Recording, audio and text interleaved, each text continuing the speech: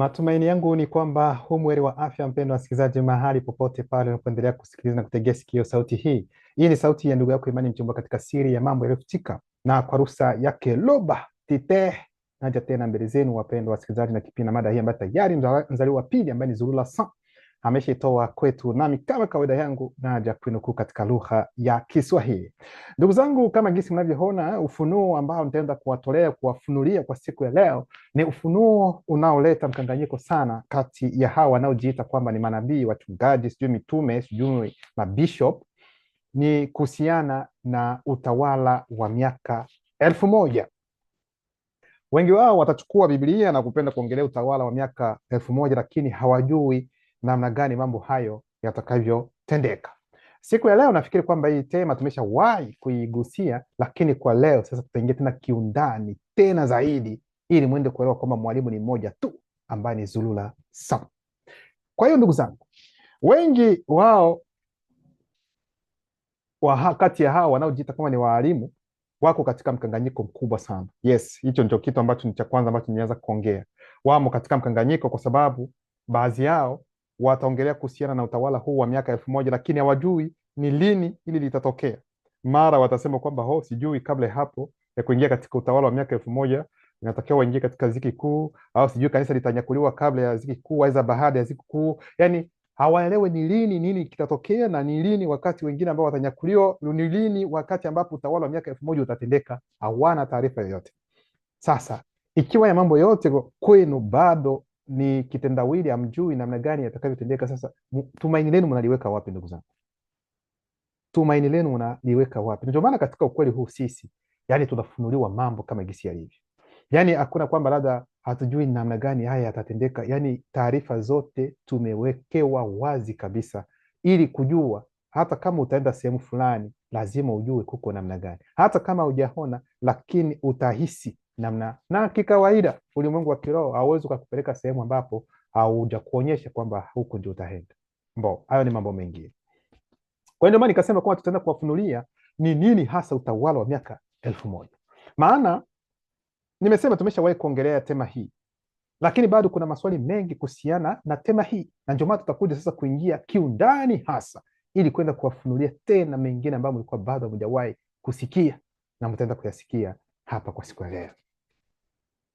Sasa tutaenda kusoma katika kitabu cha Dubise, lakini ni ndani ya Kala Tandipsi. Kitabu cha Dubise ambaye wataita kwa jina la Enoko waiza Enoki.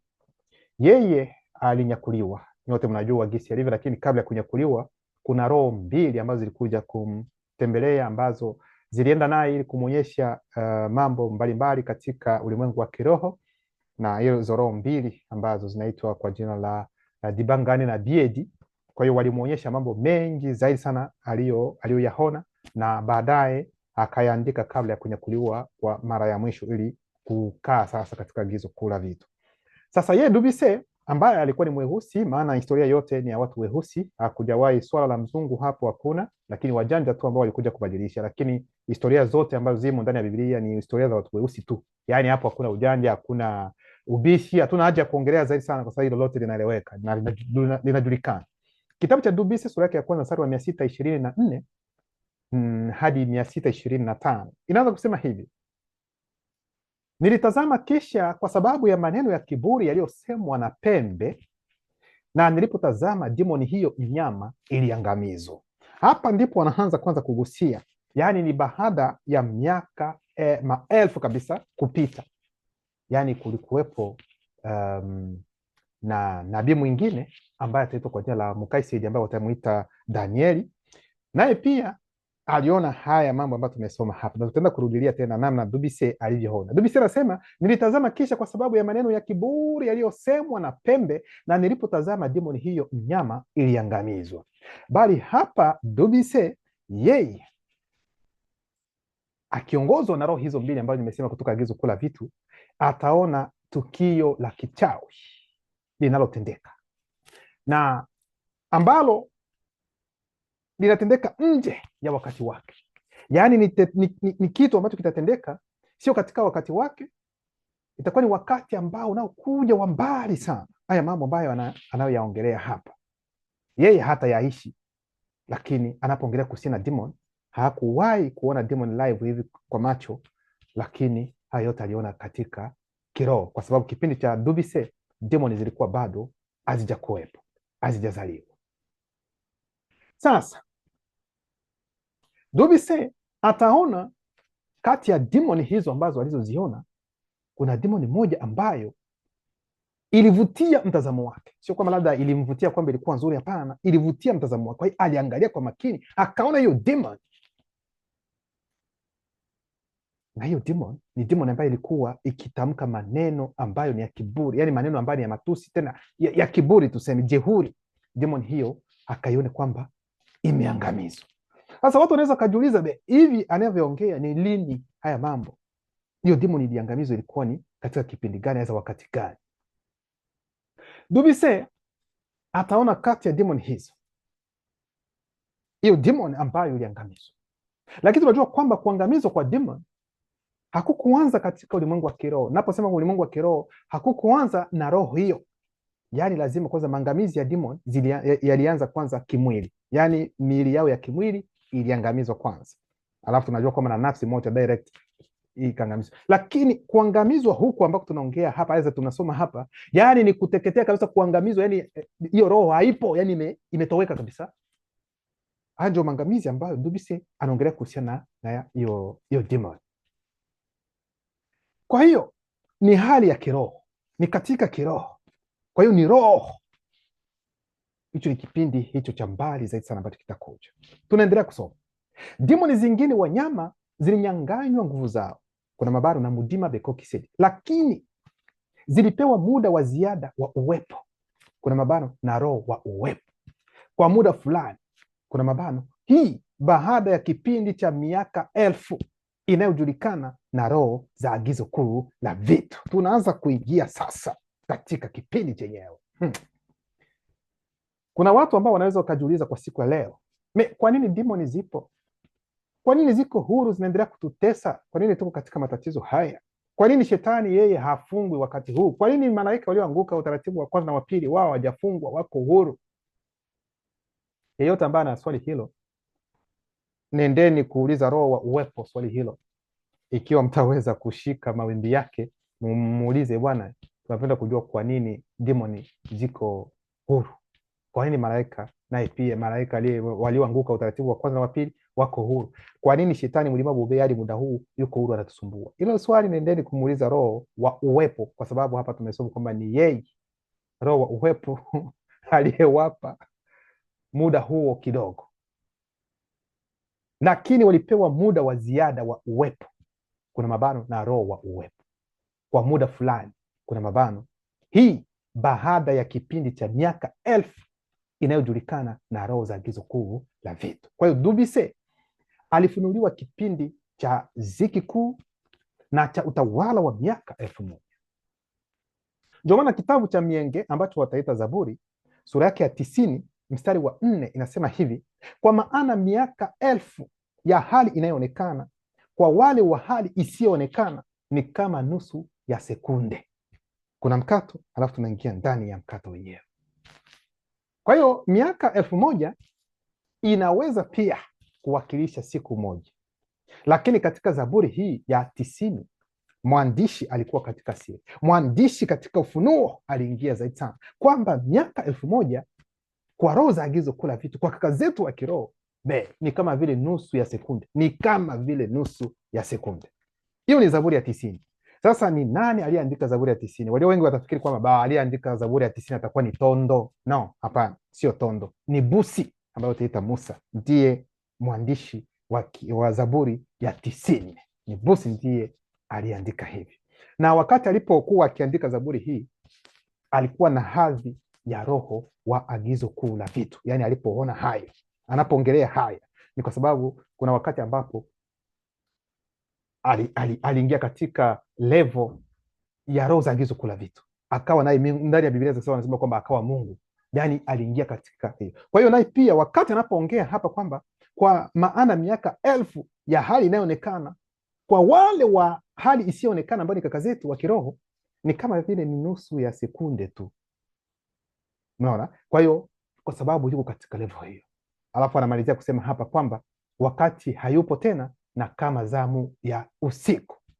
Ndio maana kitabu cha Mukaisedi sura yake ya kwanza mstari wa 134, nikianza kusoma andiko hili ndani ya Biblia Ekala Tambani, kitabu cha Mukaisedi ambayo wataita Danieli sura yake ya kwanza mstari wa 134 kabisa. Hilo andiko limeanza na mabano kwanza, yani 134 unaanza kwanza mabano, na unaposema mabano, yani kuna roho, yani roho wa mabano ndiye atakayetufunulia kile kilicho nyuma sasa, kwa sababu nyuma ya kila kitu kuna roho. Alafu tunaanza na mabano.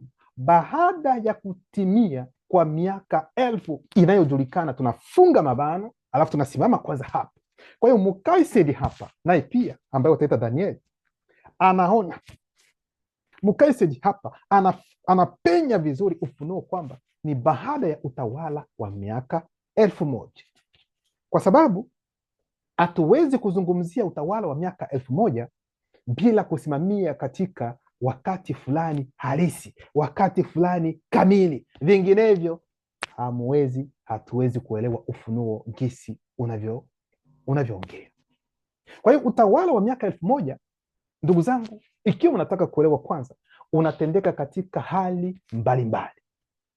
Utawala wa miaka 1000 unatendeka katika vipimo mbalimbali, na huu utawala tena unatendeka katika mawimbi tofauti tofauti. Kwa hiyo ndio maana tutaenda kuwafunulia hayo.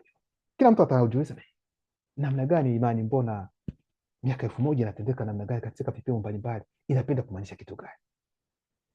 Baada ya kutimia kwa miaka 1000 inayojulikana, ndipo mara moja chuma na udongo uliohokwa pamoja na shaba, fedha na dhahabu viliharibiwa kuwa mavumbi, ambayo upepo uliibeba kama majani makavu wakati wa kupepeta nafaka wakati wa mavuno. Hakuna chembe yake iliyobaki. Loba. Hapa maanake ni nini, ndugu zangu? Haya ni maono ambayo Mukaisedi ambao wataita Danieli aliyoyaona kuhusiana na sanamu. Nafikiri mnakumbuka vizuri kuhusiana na sanamu aliyoiona katika maono, ambayo hiyo sanamu itawakilisha ufalme wa shetani mlima bobero mbaya. Na ufalme huo wa shetani wakati huo ulikuwa umedhoofishwa kulingana na nyakati, kulingana na wakati. Katika kipindi hicho, wakati huo ambapo yeye Mukaisedi ambaye utaitwa Danieli alipoona hiyo sanamu, alipoona maono hayo, alielewa kwamba ufalme wa shetani mlima bobero mbaya wakati huo ulikuwa umedhoofishwa. Tutaenda polepole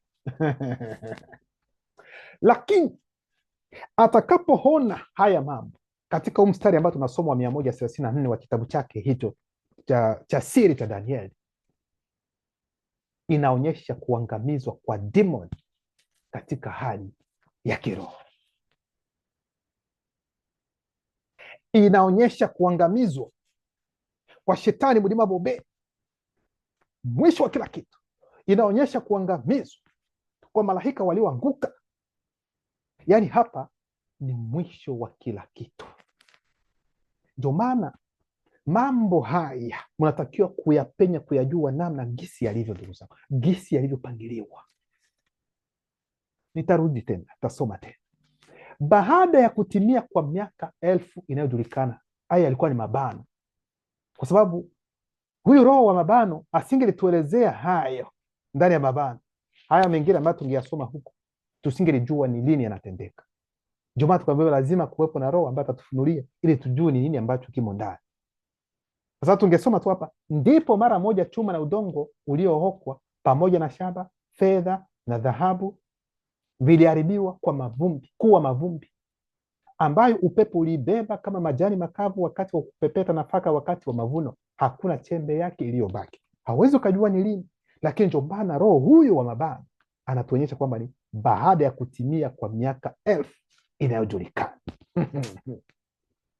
Kwa hiyo tayari ni katika hali ya kiroho, ni kwenye yani mwisho kabisa, kwa sababu utawala wa miaka 1000 umeshamalizika, na kuna wakati ambapo shetani mlima bobe na kikosi chake watafunguliwa kwanza, lakini hapa sasa ni wakati ambapo wanashikwa, wanaangamizwa, mwisho kabisa wanaishi.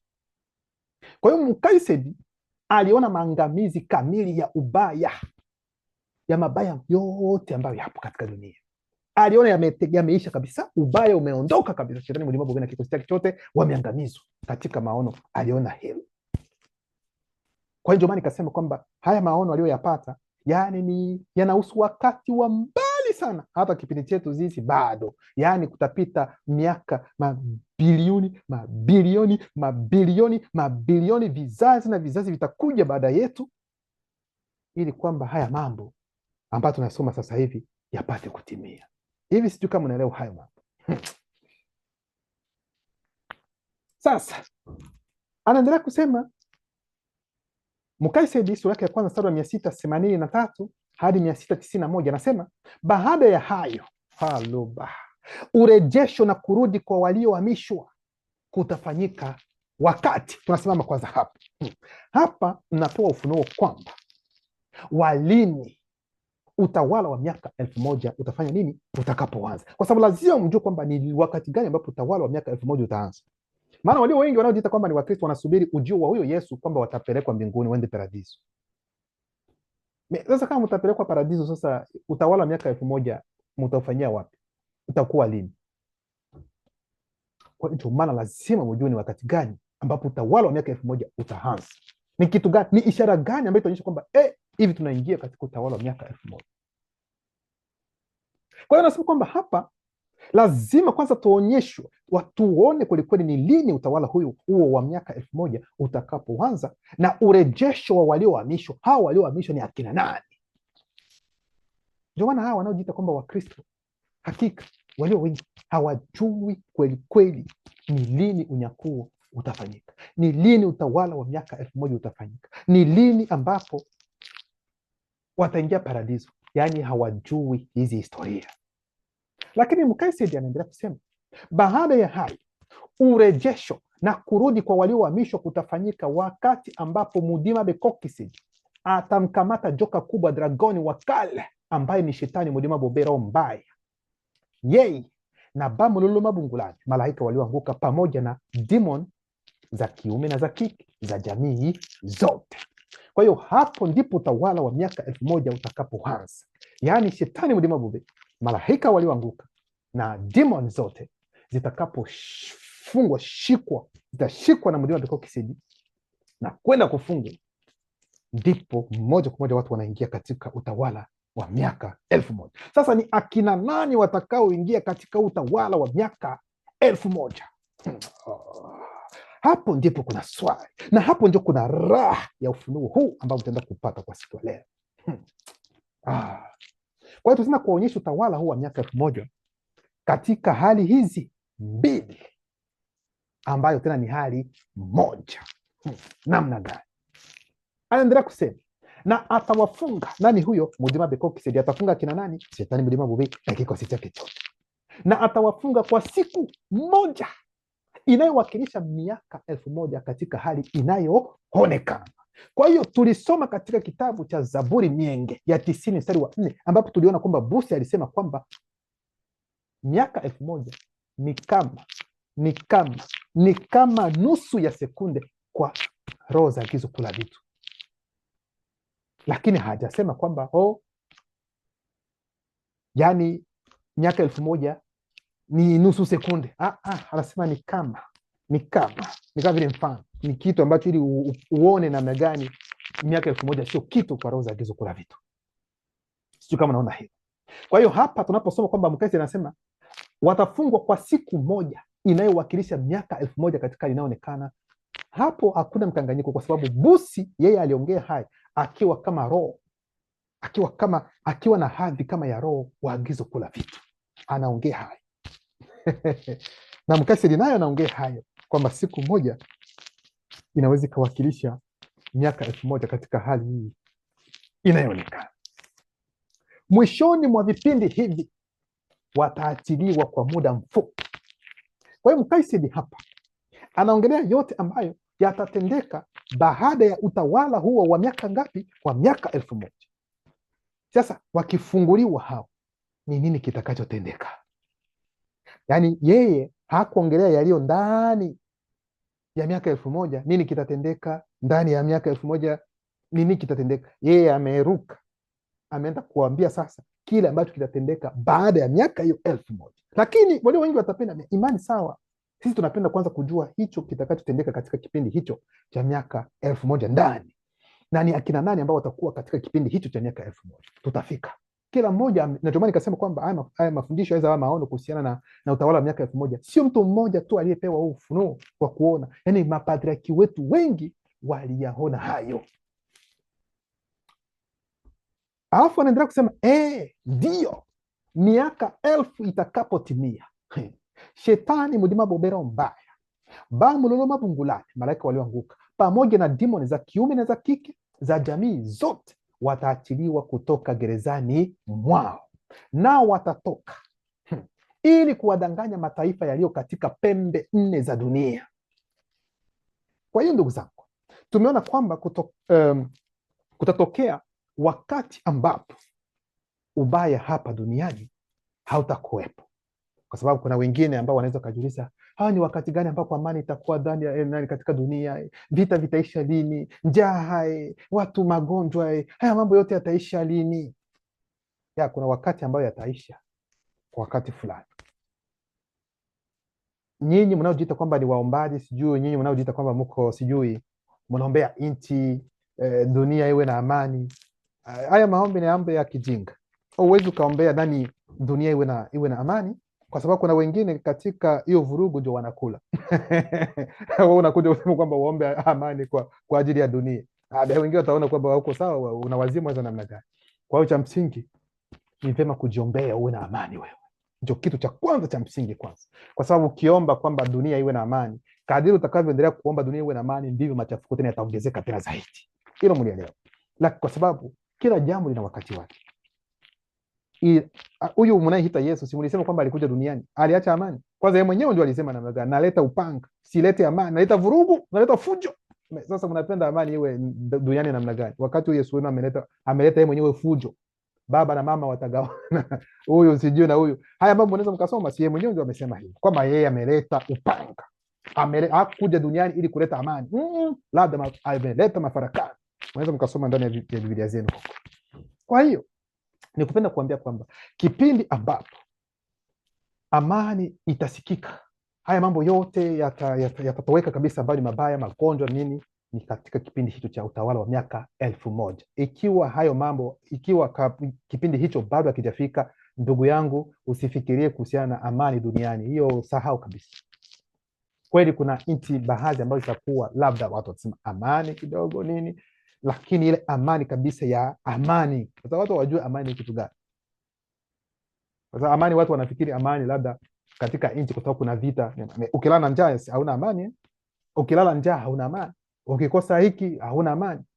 Kwa hiyo hicho ndio kitu ambacho tunatakiwa kukielewa. Sasa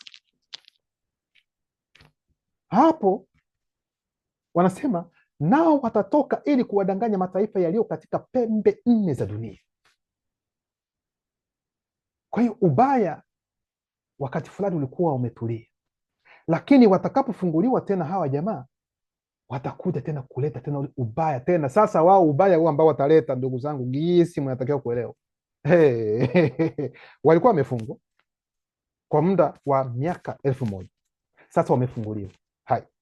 Watakachokileta akija wahi kutokea, yani jaribu ambazo zitakuwepo katika kipindi hicho watakapofunguliwa, haya yote ambayo mnapitia haya sio kitu. Mwanze kuelewa haya sio kitu. Ndio maana naweza nikawaambia kwamba ndugu zangu, sisi tupo katika udhihirisho wa neema. Sisi ambao tuko katika kipindi hicho hiki ambacho tuko katika kipindi cha neema. Na wale ambao wataingia katika utawala huu wa miaka 1000, kwa wale wasiojua ukweli, ni neema kwao pia, maana wataingia katika utawala huu wa miaka 1000. Sasa ni akina nani wengine ambao watakuwa huko? Watenda dhambi watakuwemo, kwa sababu sio wote ambao watafariki katika kipindi. Kutakuwepo watu ambao wako hai ambao wataingia nao pia, wanaotenda dhambi, wasio katika ukweli wataingia nao pia, ambao watakuwa hai katika kipindi hicho, wataingia katika utawala wa miaka 1000. Na wao ni neema, kwa sababu ushawishi wa shetani mlima upenda kikosi chake hautakuwepo katika kipindi hicho, Kwa hiyo watakuwa huru kutumia hiari yao kabisa bila kusukumwa na chochote. Kwa hiyo wanaweza kuwa huru wa kusikiliza mafundisho na kukubali ukweli katika kipindi hicho, kwa sababu kutakuwa akina nani? Kutakuwa walioanzishwa pia watakuwa. Twende polepole sasa. Kwa hiyo hii itakuwa ni neema kwa wale ambao hawakuwa katika ukweli, lakini wamepata neema ya kuingia katika utawala huu wa miaka 1000, ili kwamba wao ambao hawako katika ukweli wapate kufunguliwa. Wale ambao waliokuwa wamefungwa, wako gereza kulingana na ukweli, wapate kufunguliwa, wawe huru, watoke katika ushawishi wa ulimwengu wa giza kwa sababu la kichawi, kwa sababu tayari watakuwa wamefungwa. Nao watatoka ili kuwadanganya mataifa yaliyo katika pembe 4 za dunia na kuwakusanya kumrazi kwa vita, na kuwakusanya kwa vita. Kuna nukta mkato, alafu tunaingia ndani. Hizo dini zinazosemekana kwamba zimefunuliwa, zote zilijidai na kujidanganya kwelikweli kuhusiana na hili ambalo tumelisoma hapa. Baadhi watawaambia kwamba wataongelea kuhusiana na Gog na Magog. Gog na Magog ni nini? Waulize hao wanaojiita wachungaji, waulize Gog na Magog ni akina nani? Wengine watasema ni Urusi. Wengine sijui kama wengine watasema kwamba unajua Gogi na Magogi yani ni viumbe vimoja hivi ambavyo vimefungwa, na hivi viumbe kuna wakati ambao vitatoka, na vikitoka ili kama vile ni mamonster, tuseme wanyama wakubwa kabisa. Sasa watakapotoka ndipo Masihi kwa jina la Yehoshua Maashia atakuja ili kupambana na Gog na Magog. No, mnajidanganya tena sana, kwa sababu Gogi na Magogi msifikiri kwamba ni wanyama hizo, labda ni demon nini. No, hapana. Tutaenda kuambia ni akina nani Gogi na Magogi ni nani, mtaenda kusikiliza na mtajua ni nani. Nao watatoka ili kuwadanganya mataifa yaliyo katika pembe 4 za dunia na kuwakusanya kwa vita. Idadi yao ni kama mchanga wa bahari. Atalazimisha agano kwa mataifa yaliyo katika pembe 4 za dunia. Hivyo ndio vita ambavyo wanaongelea hapa, kuwakusanya kwa vita. Hivi vinaitwa vita vitakatifu. Namna gani? Hapo wafuasi wa ulimwengu wa kichawi, yaani wale wanaofanya kazi ya shetani mlimao na kikosi chake, watapenda kupigana vita na walioanzishwa. Yaani watapenda kupigana vita na wale ambao wanaotembea kulingana na ukweli wa neno lake Lubatite. Kwa hiyo shetani atawakusanya kiroho ili wapate kupambana na wale wanaotii neno la Lubatite. Na katika wakati huo kuna wengine ambao wataanza kuongelea kwamba 666 alama ya mnyama, lakini sisi hatupo hapo. Ila wakati huo wengine wataongelea kuhusiana na 666. Tunajua 666 ni kitu gani? Sisi hatuko hapo. Katika kipindi hiki cha mwisho, shetani mlima wa bero mbaya ataanzisha dhabihu na matoleo. Kwa hiyo ni kipindi hicho ambapo wametolewa baada ya miaka 1000. Angalia mambo ambayo watayafanya. Hicho ndicho Mkaisedi alichokiona. Ndio maana nikasema kwamba sisi tuna neema, kwa sababu hatutakuwepo katika kipindi hicho, hatutakuwepo katika wakati huo. Sikilizeni kwa makini maana kwa imani ambayo tuko nayo kwa wakati huu, wewe ambao umekubali ukweli, wewe ambao umekubali kwamba mzaliwa wa pili ni mzaliwa wa pili, na mafundisho ambayo anayatoa ni ya ukweli, kwa imani ulio nayo kwa wakati huu, hata mimi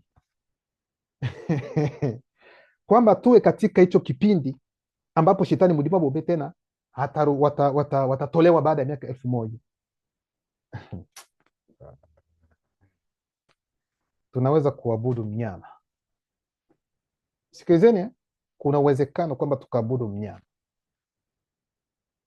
Ndio maana anasema kwamba kuzaliwa wakati huu sisi kwetu ni neema kubwa sana, na kila mmoja ana wakati wake. Yani useme kwa mfano utolewe katika wakati huu uende katika wakati mwingine, unaanguka. Kuna mara unaweza kuanguka hivi. Tuseme kwa mfano imani ambayo tuko nayo hapa sisi kwa wakati huu, tupelekwe katika kipindi cha Jokisabe mzaliwa wa kwanza, ambapo alikuwa na kina Dare na wengine, sisi twende pale. Kuna mambo mengine ambayo hatuwezi tukavumilia, kwa sababu kila watu wana vipindi vyao. Sisi kipindi chetu ndio hiki, na hapa sisi kama tutakuwa watakatifu, yani tutakuwa watakatifu kulingana na kipindi chetu, lakini tuwekwe kwenye kipindi kingine, wengine wanaweza wakayumba, kwa sababu kila jambo na wakati wake. Maana mwelewe kwamba hata magonjwa, kuna magonjwa ambayo wakati huu hayapo, lakini baada ya miaka kutajizirisha aina zingine za magonjwa ambayo yangelikuwa wakati huu hata tiba hiyo haijapatikana. Mfano, kwa hiyo maana hata magonjwa yanaweza yakajizirisha katika kipindi fulani, kwa sababu wakati huu watu watakuwa na akili na busara wa kutengeneza dawa, kupata dawa ili kupambana dhidi ya ugonjwa huo. Lakini kwamba huu ugonjwa ujizirishi wakati huu, watu wanafariki na hakuna chochote ambacho kitatendeka, yaani watu hawawezi wakatibu. Kwa hiyo ndio maana kila jambo na wakati wake. Huu ndio wakati wetu. Hichi ni kipindi ambacho tumepokea sisi neema hii, kwa hiyo tuikumbatie vizuri. Wale ambao bado wangali na wasiwasi kuhusiana na ukweli, mwapoteza muda ndugu zangu sikilizeni mafundisho, alafu mwanze kuchekicheki, mwangalie pale ambapo unaona kwamba labda nyinyi wameongea nini kule, angalieni hapa mambo yako namna gani. Msiogope, msiwe na woga kuhusiana na ukweli. Huu ndio ukweli, hapa mko nyumbani. Yaani msiogope hata kidogo, niangalieni ndani ya macho. Mimi nasema kila wakati, hakuna wasiwasi katika haya nayaongea. Huu ni ukweli kwa 100%. Usiogope, tunaendelea. Katika kipindi hiki cha mwisho, shetani mdima bobero mbaya ataanzisha dhabihu na matoleo. Yaani wakati huo, yaani shetani kutakuwepo na dhabihu za watu, kutakuwepo na dhabihu za wanadamu, kutakuwepo na dhabihu za wanyama kama gesi wanavyofanya wakati huu. Yaani watu watakuwa wanatoa dhabihu za mtu anakatwa, anachinjwa, anaunguzwa, mambo kama hayo yatakuwepo katika kipindi hicho. Shetani mdima bobero mbaya atatimiza kazi zake za kuchukiza kwa haraka hadi adhabu kuu ya adhabu ambayo imeamriwa itakapomwangukia. Kwa hiyo anajua kwamba hivi gisi nimetolewa baada ya miaka 1000, sina muda zaidi. Kwa hiyo atapiga kasi zaidi sana katika matendo yake maovu ya chukizo, ili kuhakikisha kwamba katika kipindi hicho anawakokota walio wengi kwa wakati ambao ni mfupi zaidi sana ambao yuko nao. Ina maana kwamba yaani aina za majaribu itakuwa aina zingine ambazo ziko tofauti na wakati huu, yaani itakuwa ni hatari.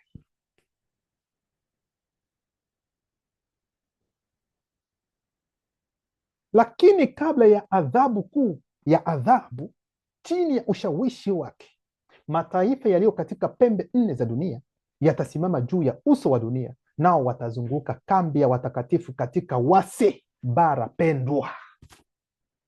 Ndio maana Golea hawa wanaojiita kwamba ni wachungaji wa manabii watawaeleza kwamba shetani na malaika zake walioanguka watajikusanya na kuzingira kambi ya watakatifu iliyo wapi? Iliyo huko Israeli.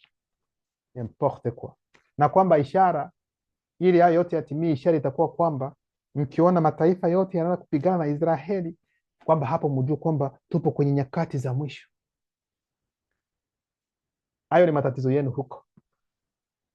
Kambi ya watakatifu ni katika wasi, Afrika ya watu weusi, bara kipenzi, Munyele, mwelewe vizuri. Kwa hiyo watajikusanya ili kuvamia wasi. Watavamia wasi kwa namna gani? Nyote mnajua kwamba tangu muwepo, wewe unanisikia, tangu uwepo katika hali inaonekana, tangu uzaliwe katika dunia hii, ni mataifa mengine yote tu ambayo yamevamia Afrika. Hiyo sio siri, si ndio? Kila nchi, kila taifa lililo nje ya wasi, lililo nje ya Afrika, ilijipatia sehemu kidogo katika wasi, kwamba mimi nachukua hii, au mwingine anagawa, huyu anachukua hivi, kama vile keki. Kwa hiyo wanaposema kwamba ndani ya Biblia za kisasa kwamba mataifa yote yatakuwa zidi ya Israeli, huyu Israeli ni Afrika, mwelewe vizuri. Hakuna taifa zote ambazo ziko zidi ya Israeli hata siku moja, lakini mataifa yote yako zidi ya Afrika ya watu weusi. Hilo mlielewe, sio siri, sio kwamba labda tumeingia katika mambo, yako zidi ya watu weusi, kwa sababu ni historia yenu, kwa sababu ni mambo ambayo yanawaongelea nyinyi, yako ndani ya Biblia. Wakati gani ambapo umeshasikia kwamba Israeli kule kwamba wako wao wenyewe, dunia yote inawavamia. Mmeshaona watu weusi wanapiga wengine huku, wanakuja wanavamia nchi za huku. Mmeshasikia, mmesikia nchi yoyote ile ya Afrika ambayo imeshavamia nani Israeli na wapiga? Kwa sababu ikiwa unajua unasema kwamba yani mataifa yote yatakuwa zidi ya Israeli, abe tungeona hayo. Ni lini ambayo hayo mambo yalionekana? Wengine watasema kwamba ya usiona Ujerumani wakati wa Hitler walikuwa zidi ya wanani Wayahudi wa wengine. Ni wa Hitler, kuna wengine ambao walikuwa waliwahifadhi, walikuwa pamoja nao, na hadi muda huu ni wao ndio yani hawezi ukaongelea kitu ambacho kiko negative kuwahusu. Wanatetewa kwa sababu ni system ambayo iko hapo, ni mfumo ambao uko pale. Kwa hiyo wanaposema kuhusiana hilo, tambueni kwamba ni Afrika hiyo inayoongelewa. Bara, yani nchi zote nje ya Afrika zote ziko zidi ya watu weusi, ziko zidi ya nchi za watu weusi. Wanapenda kuchukua kila kitu ambacho mtu mweusi anacho, kwa sababu ndio taifa teule. Lakini taifa teule lenyewe limesahau, alijui hata. Nimekuja kudanganywa na hizo takataka za vitabu vyao vinavyoitwa kwamba ni vya dini vya kimungu, si vitakatifu na importe. Kwa wanaleta dini ambazo ni ujinga mtupu ambao umeletwa katika bara letu katika lengo la kupoteza mtu mweusi tena zaidi. Namna gani wakati ambapo mtu ambaye amekuweka katika utumwa wa ajabu, hii historia ya utumwa ingeandikwa, hii hata hizo takataka zao msingi thubutu hata kuweka mguu. Watu weusi, amkeni, ni muda wa kuamka. Hatuko hapa kwa ajili ya kuleta chuki kati ya mtu mweusi na rangi zingine. No, unatakiwa kufahamu historia yako. Hapana kukaa tena kulala kama jinsi unavyolala. Ni muda wa kuamka. Amka katika usingizi. Chukua utambulisho wako. Wewe si mtu wa kulialia, wewe si mtu wa kukanyagwa. Wewe ni kichwa, lakini sasa hivi umekuwa ni mguu, umekuwa ni mkia. Wewe ni kichwa, simama, inuka, chukua utambulisho wako. Ndio huu ambao unapewa hapa. Ukweli uko hapa. Usiogope, usiogope ndugu yangu, usiogope. Ukweli ndio huu.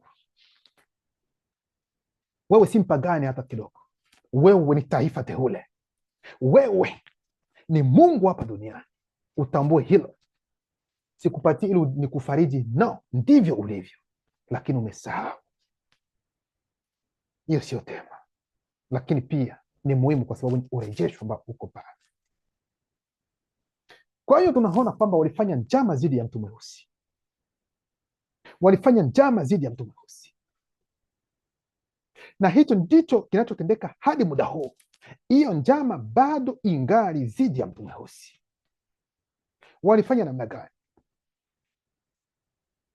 Walichukua historia ya mtu mweusi wakaiweka ndani ya vitabu vyao, baada ya kubadilisha majina, baada ya kubadilisha sehemu ambazo mapatriaki walizaliwa, alafu kwenye michoro wakabadilisha pia hata rangi zao. Wanasema kwamba ni wanani? Ni wazungu. Huyu wanaita nani, rais wa Urusi, miezi kadhaa iliyopita alikuja akasema nitatoa siri, akaanza kuonyesha kwamba manabii wote walikuwa weusi wa mengine. Sisi tumeanza kuongea haya mafundisho tangu lini? Mafundisho haya yako zamani, tunawaambia kwamba hao wote ni watu weusi, ni historia ya watu weusi, lakini wanapenda kuwabadilishia mambo yenu na yako ndani ya Biblia. Kwa hiyo wengi hawako wanatusikiliza. Sasa baada ya, kwa sababu ni mzungu ameongea, ndio maana nikaona sasa watu wameshakuwa interested na kusema ni ukweli kabisa, sisi ndio tukue Putin ameongea. Kwa hiyo mimi nimeongea kwa sababu mimi unaniweka ni makako chimpanzee bonobo mwenzako. Kwa hiyo mzungu ameongea, yeye ndio yuko muhimu, unaweza kumsikiliza, lakini mweusi anapoongea nao yeye hana chochote. Hapa ndio tunakwama. Tunajidharau sana. Anapokuwa mweusi ndio anaongea, inaonekana kwamba yeye ni bure, lakini akiwa mzungu hapo masikio yanawekwa kule. Kuna kitu gani ambacho anakiongea ambacho sisi hatujakiongea? Alichokiongea pale sisi tunatoa vidhibitisho tena ndani ya Biblia. Na mistari ya Biblia inadhibitisha. Ayubu 30:30, ngozi yangu ni nyeusi. Sasa unapenda kitu gani? Na mambo mengine yote mnaweza mkahao. Kwa hiyo anasema hapa, lakini moto wa neno utashuka kiroho kutoka mbinguni na kuwaangamiza. Kwa sababu tumesoma namna gani hapa? Wanasema kwamba lakini kabla ya adhabu kuu ya adhabu, chini ya ushawishi wake, mataifa yaliyo katika pembe 4 za dunia yatasimama juu ya uso wa dunia, nao watazunguka kambi ya watakatifu katika wasi bara pendwa.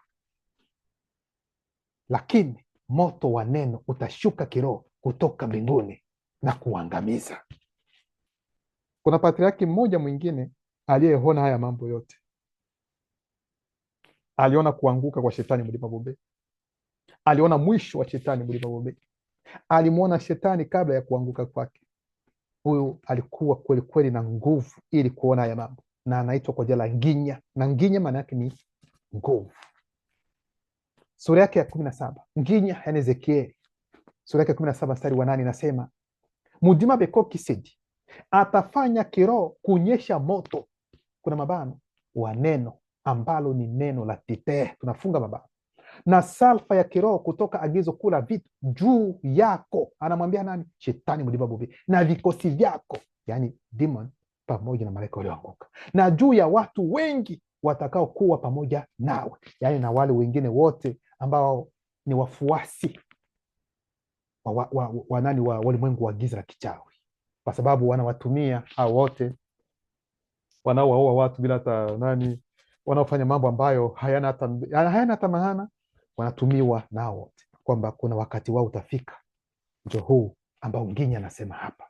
Kwa hiyo ndio maana ili kuongelea utawala wa miaka 1000, ndugu zangu, inatakiwa kwanza kutambua vema mpangilio wa matukio, kwa sababu ukienda tofauti na mpangilio wa matukio hautaelewa ni wapi ambapo umeanza, kwa sababu kitabu cha Ufunuo ni kigumu kukielewa. Unaweza ukasoma kwenye mstari wa nani, kwenye sura ya 5 inaongelea mambo ambayo yatakuja, lakini unapoongelea kwa mfano, ni mfano tu sura ya 2 ya 3 ya 4 ni mambo ambayo yameshapita. Yani utakuta inachanganya, yani unaenda huku tena mambo ambayo yatakuja, mambo ambayo. Hivyo ndivyo unavyotakiwa kuelewa gisi kitabu cha Ufunuo kilivyo. Tunaenda katika kitabu cha Wonja. Wonja ndiye ambaye wataita Isaya sura yake 59 mstari wa 4 hadi 6. Wonja naye pia ambaye wataita Isaya ataona utawala wa miaka 1000, lakini yeye atauona katika hali ya kimwili, yaani ataona namna gani, kwa sababu haya ndio mambo ambayo watu wanapenda kuelewa. Ataona haya mambo yatatendeka namna gani katika kipindi hicho cha miaka 1000 katika hali inayoonekana, sio kwa upande wa kiroho bali upande wa kimwili. Yeye ataenda kusema watajenga upya, ndivyo Wonja anaanza kusema, watajenga upya. Hao watakaojenga upya ni akina nani? Watakaojenga upya hapa katika utawala huo wa miaka 1000 ni wale watakaotembea kulingana na ukweli, waliopokea neema. Kutakuwepo na walioanzishwa kama kisivyosema katika utawala wa miaka 1000. Ndio nikamwambia kwamba utawala huu wa miaka 1000, ndugu zangu, unatendeka katika vipimo mbalimbali. Hapa tuko katika kipimo cha kimwili, katika kipimo cha kiroho na cha kimwili. Kimwili tunaona kwamba watajenga upya, ina maana kuna vitu ambavyo vilibomolewa ambavyo vinatakiwa kujengwa tena upya katika hali hii inayoonekana. Lakini hapa tunaonyeshwa kwamba katika hali hii inayoonekana, kipindi hicho mambo yatakuwa namna gani? Anaendelea kusema watajenga upya kiroho magofu ya kale, watajenga upya kiroho magofu ya kale. Kuna mabano, historia iliyosahaulika ya watu weusi. Hiyo ndio maana yake. Tunafunga mabano halafu tunaweka mkato. Yaani wanaposema kwamba watajenga upya kiroho magofu ya kale, ina maana kwamba kwa sababu weusi wana historia yao kamili, ina maana kwamba tutarejea kwenye historia yetu, yaani kurejesha historia yake mtu mweusi. Luba ndio hii ambayo imeshaanza kurejeshwa hapa, historia ya mtu mweusi. Kwa hiyo wakati ambapo mtu mweusi ataanza kurejea kwenye historia yake ya zamani, ili kujitambua yeye ni nani, hicho kitu shetani mlima Bobeli anakijua vizuri. Ndio maana atatumia mitele ambayo mtaita Yesu, ambayo ni demon iliyo nyuma ya hilo jina ambayo mtaita Yesu. Mitele atatumia hiyo demon ili kudanganya taifa la watu weusi kwamba ndiyo historia yake ya zamani inarejeshwa, lakini kupitia ukemiti. Ni njama ya shetani mdogo. Tumeshajua kila kitu. Wakati alipoona kwamba tayari mzaliwa wa pili yupo, anatoa huu kweli. Sema no, hapa mambo yamekuwa tofauti. Hacha basi nirejeshe kwa namna hii. Atamwambia tena mitele ambao ni huyu Yesu, ambaye kwa wakati huu huyu mnaita Yesu kwa wakati huyu Yesu ameshaanguka tayari, mwelewe vizuri, kwa sababu ni demon ambaye iko nyuma. Kwa hiyo atajikita sasa kwenye namna nyingine, hivi ameshaenda sasa upande kwenye hilo jina la ukemiti. Sasa wao wakemiti wataanza kusema turudi kwenye historia yetu, tuachane na mambo ya dini. Ni sawa kuhusu kwamba tuachane na dini zote za ukoloni, vivi vingine, hapo kote hakuna matatizo. Sisi na wao tuko kitu kimoja kuhusiana na kwamba dini ni za uongo, dini za wazungu zinakuja kukandamiza nini, hapo tuko sawa. Lakini mkiangalia hawa wakemiti wanaojiita wakemiti, mkiangalia mafundisho yao wataongelea kuhusiana tena na Big Bang. Big Bang, dunia iliumbwa namna gani? Hawatawaambia kwamba uumbaji ulikuwa hivi. Wataongelea kuhusiana na mtu wa kwanza alikuja namna gani. Wataongelea kuhusiana na mageuzi, evolution, wanasema evolution mkifaransa, gisi mageuzi, mtu alikuwa hivi akatoka na nyanya akawa hivi na hivi. Hizo tena ndio historia ambazo mtaendelea. Kwa hiyo mnakuja kurejea historia ya mtu mweusi kweli kweli kwa namna hiyo. Kwa hiyo shetani anafanya kazi kweli kweli, maana hataki kwamba unabii upate kutimia. Kwa uelewa wake yeye, shetani mlima bubi anaelewa kwamba akigusa tu uzao wa moto ambao ni watu weusi, maana yake unabii hautatimia. Ndivyo yeye anavyofikiri. Ndio maana mnaona hawa wanaojiita wakemiti wametokea wakiwaambia kwamba wamekuja kurejea historia ya mtu mweusi, ni vyema kuachana hivyo. Nyinyi hamjui ni nini, kwa nini wamekuja katika kipindi hiki.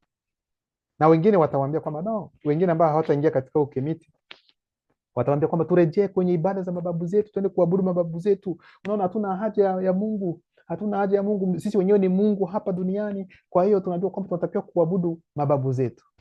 Swali ambalo utawauliza, hawa mababu ambao mtaenda kuabudu ni akina nani? Ni babu yako mzaa nani?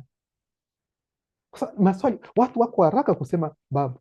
Mimi nasema hata wewe mwenyewe kesho kutu utakuwa babu wa mtu mwingine. Kama ulizaa, inawezekana utakuwa na wewe pia babu na mtu mwingine. Kwa hiyo mtoto wako aje kukuabudu nao pia kukuomba. Haijakatazwa kuheshimu mababu zetu, hilo ni jambo ambalo linatakiwa kubaki, lakini hautakiwi kuenda kuabudu babu yako, kwa sababu babu yako ni kiumbe, naye pia ataabudu babu yake, si ndio? Babu yake naye ataabudu babu yake, babu yake naye pia ataabudu babu yake, babu yake naye pia ataabudu babu yake, babu yake na huyu. Sasa hadi yule babu wa kwanza yule, yeye ataabudu nani? Yeye yule babu wa kwanza kuwepo kabisa, yeye ataabudu nani? Kwa sababu yeye hana babu, kwa sababu yeye ndio wa kwanza. Sasa yeye ataabudu nani? Kwa hiyo wa kuabudiwa ni muumba pekee. Hilo mnatakiwa kulielewa, ndugu zangu. Lakini shetani mlipopobe bado angala na wazungusha ili kwamba ukweli umesha kuwepo, na kwa wengine ambao kweli unasikiliza huu kweli unasema kwamba huu ni ukweli, lakini bado anashikamana na hizo takataka za dini. Unajiuliza, unapoteza muda wako kwa nini? Tayari unajua kwamba huu ni ukweli. Sijui watanisikia namna gani. Kusikia dunia umekuja umefanya mkataba na mtu kwamba ukifika katika dunia hii wewe unatakiwa kubaki katika hili. Hata unaona kwamba hapa kuna makosa, kwa sababu sijui wao wataona wao ni akina nani katika maisha yako. Sijui wataniona namna gani ili wakuone alafu iwe nini? Wewe ndio mwamuzi wa maisha yako. Usibaki mtu mwingine akuamulia maisha yako. Yeye namna anavyoona sivyo wewe unavyoona. Wewe tayari umeshapenya kwamba ni ukweli, yeye bado hajaona hilo. Anaweza kukuzubaisha wewe ukabaki hivyo, lakini yeye ambaye amekataa kesho kutwa neno hilo anaweza kalikubali na wewe ukabaki tena hivi, na yeye amepita. Kwa hiyo usiingie katika hisia za watu wengine.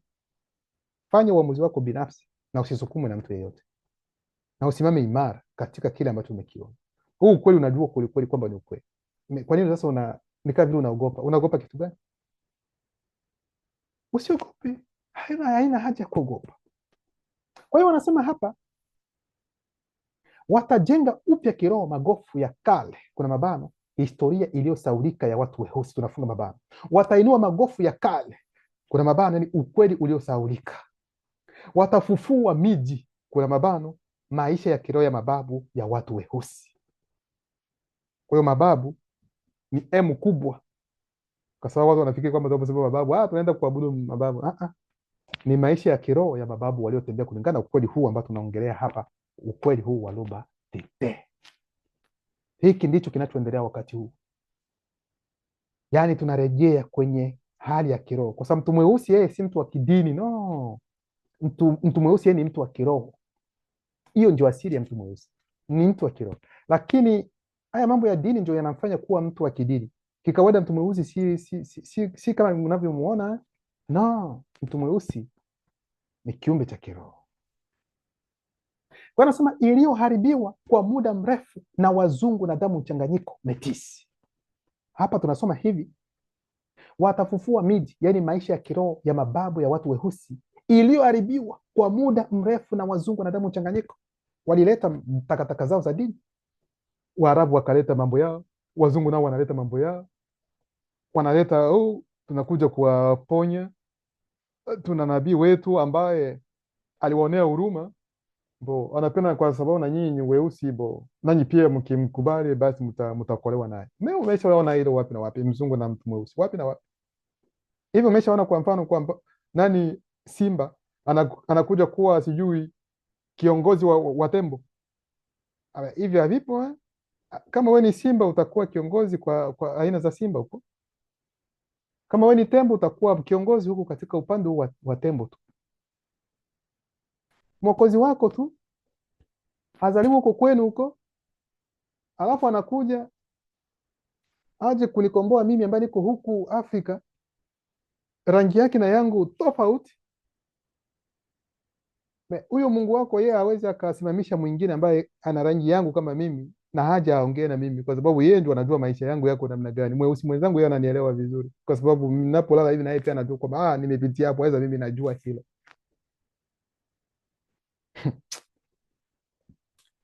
Kwa hiyo waliharibu historia, wakaandika historia yetu tofauti kama gisi wanavyotaka kufanya, wakifikiri kwamba itabaki hivyo, watu weusi watabaki tu, kwa sababu mtu mweusi tatizo ambayo iko nalo hapendi kusoma. Yeah. Sasa wazungu wakajua kwamba ili umfiche mtu mweusi siri, iweke ndani ya Biblia, tuweza ndani ya kitabu, kwa sababu yeye hawezi akasoma. Yeye anapenda kuhadisiwa tu, mpigie story, anachukua hiyo anaenda. Kuna wengi ambao wako katika hizo dini hawajawahi kugusa hata kitabu chao wanachoita kwamba ni kitakatifu, kwamba wakisome hivi hata siku moja. Ni historia tu ambao wanapewa tu, yuko pale anatulia tu, anaambiwa hivi na hivi, na yeye anaweka akili. Unapokuta kumwambia hapana, wewe jua ni hivi na hivi, anaongea kile ambacho ameambiwa, lakini yeye mwenyewe kugusa, kusoma kwanza, yeye mwenyewe kudhibitisha kile anachokiongea hajawahi hata siku moja. Acheni mambo ya ukasuku, ni muda wa kusoma na kutafakari. Wengine wanatakiwa kuwa na Roho Mtakatifu. Hata wale walioandika hiyo Biblia yenu, hata vitabu vyenu vitakatifu, hawana Roho Mtakatifu hata kidogo. Someni humo mikanganyiko, makosa ambayo yamejaa hivi. Kwa hiyo walichukua historia ya mtu mweusi, nyote mnajua, wakaficha ndani ya vitabu vyao baada ya kubadilisha. Wakati sasa tumezaliwa sisi, tumekuta mama zetu wako humo. Si tulizaliwa, mimi nilizaliwa niko katika Ukristo, mama yangu, baba yangu, wazazi wangu wote ni Wakristo kabisa, walokole kabisa.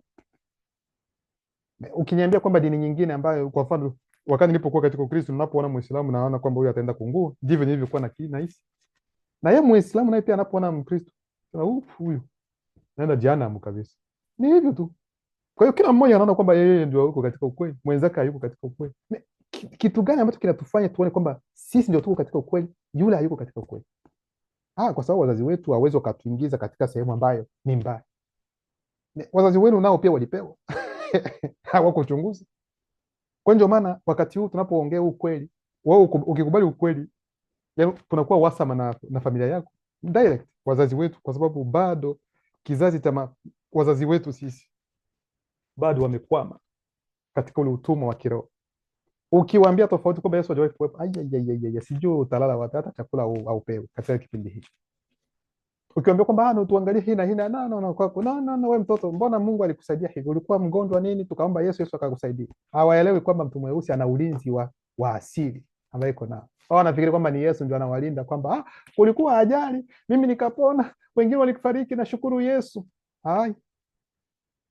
Yeye mwenyewe huyu Yesu wako angetamani kweli kweli umalizike, ufariki katika hiyo ajali. Na naona haya nayoongea kweli yataumiza wengine, lakini mimi niongee kitu gani kwa sababu ukweli.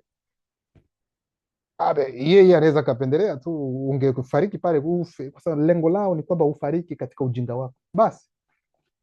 Lakini kama umepona pale ni kwa sababu kuna ulinzi wa kiroho ambao umeupewa wewe, ambao unakufanya kwamba labda kuna mengine ambayo yanaweza kapita yasikuguse. Wewe unafikiri kwamba ni huyu Yesu wako ndio anakusaidia. Hata hivyo utoe hayo mawazo. na lengo ni kwamba ufikie utakaso. Afadhali usife hivyo, ili kwamba labda unaweza ukakutana na ukweli huu na ukubali ukweli na ufariki. Ukifariki ufariki katika ukweli. Mimi sijui watu wako namna gani. Mungu mbona Yesu alitusaidia kwa hivi? Nendeni India huku, nendeni India, nao pia watawaambia maajabu na miujiza ambayo miungu yao yanafanya kazi kwao.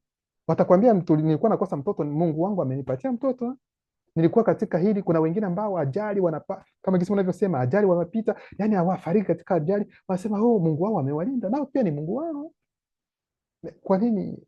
Kwa maana ndugu zangu, kipindi ambacho kitakuja Jumapili, kwa wale kwanza nawakaribisheni nyote ambao hamko katika ukweli, ni mkutano wenu Jumapili hapa, itakuwa tarehe 1 mwezi wa pili, majira yale yale, saa 4:30 tunaanza na nyimbo. Saa 5 kamili majira Tanzania asubuhi tunaanza mafundisho.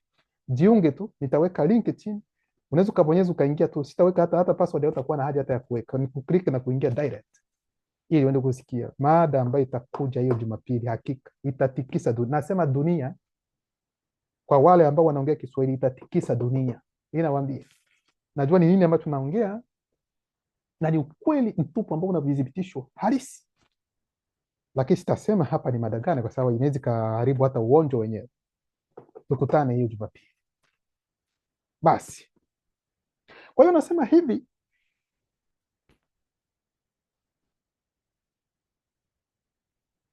wazungu watakuwepo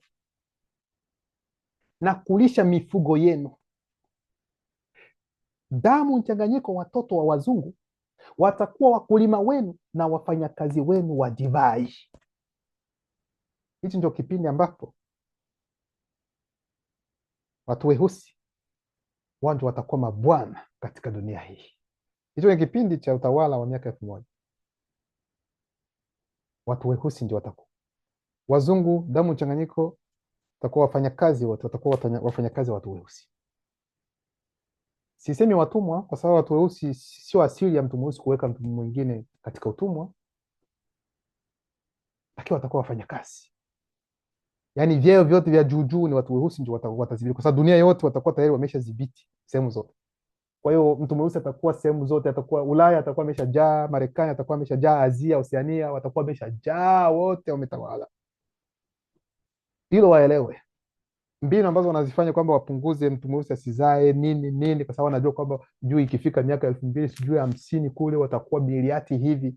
Mpige hesabu vyote gisi mnavyotaka, mtoe sindano zote za kuzuia wanawake wasizae, mfanye kila aina yote ile, ili kwamba labda mfunge mtu mweusi asizae. Mkubali mkatae kuzaa, mweusi anazaa. Tuko katika unabii, hauwezi ukasimamisha unabii wewe kwa sindano yako ambao utamdunga mwanamke kwamba asizae.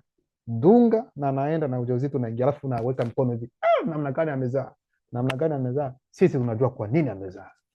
N'importe quoi. Kila jambo na wakati wake. Kwa hiyo kipindi hiki taifa la watu weusi litarejea katika utukufu wake, na imeshaanza huu utukufu. Kidogo tutaanza kuuonja kidogo kidogo, ingawa sisi hatutaonja sana, tutakuwa tumeshatoka katika hali inaonekana, lakini watakao kuja kwenye vizazi ambavyo vinakuja nyuma yetu, wao ndio wataanza kula raha kidogo kidogo kuhusiana na ukweli na gisi maisha yataanza kubadilika polepole, kwa sababu utawala wa miaka 1000 hauwezi ukaja tu hivi. No, lazima watu waende, kuna mnaandaliwa, mabadiliko yanakuja papa, mnaanza kuona akili ya mtu mweusi, kwa sababu mtu mweusi ameshikwa hapa ndipo mtu mweusi ameshikwa. Kwa hiyo anatakiwa kufunguka hapa, akifunguka hapa hapo ndipo anaanza, na hivi vimeshaanza pole, alafu watakao kuja nyuma yetu huko, wao watakuwa tukufu kwa loba tete mumba pekee wa kwe. Sisi ndio waanzilishi. Naposema waanzilishi, ndio kizazi cha kwanza katika ukweli, baada ya miaka maelfu na maelfu iliyopita. Sisi ndio kizazi cha kwanza kupokea tena ukweli ambao umekuja kwa mzaliwa wa pili. Kwa hiyo sisi ndio tunatengeneza, tunasaidia kizazi chetu, ndio tunajituma sana kueneza neno, kutoa video, ili kuhakikisha kwamba kizazi chetu ambacho kitakuja baadaye kisiwe tena na usumbufu, wafanye nini. Sisi kama kaka zao, baba zao, babu zao, baadaye tumeshawawekea kila kitu vizuri, wao waje tu, tumeshatengeneza njia vizuri, kuweka kila kitu nafasi yake. Wao wanakuja kama vile watoto wetu ambao tumeshawazaa sasa hivi, ni utukufu kwa Luba, ni Luba Titetu. Ukibaini mambo ya Yesu ni hadithi eleza kabisa. Mambo ya wengine ambao mitume au wengine wajabu ajabu ni hadithi. Hivyo ndivyo itakuwa. Ninapoongea haya, wale wengi wanaweza kanichukulia kama kichaa, kama vile siko sawa, lakini walio na akili wananiona kwamba anaongea mambo ambayo yapo, yes, yako very serious, na ni mambo ambayo hayana budi yatatokea tu, yameshaanza kidogo kidogo, na yataendelea kuonekana. Kwa hiyo watu weusi katika kipindi hicho, utukufu utarejea. Mweusi atasimama sasa, yeye atakuwa kichwa kama kisari kikuu, wengine watakuwa ni mkia huko.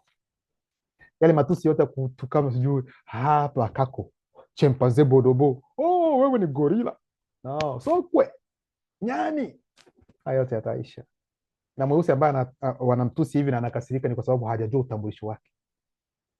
Maana hauna chembe yoyote ile ya unyani ndani mwako, lakini wengine zaidi ya 80% ya nyani katika chembe zao, katika DNA wako naye.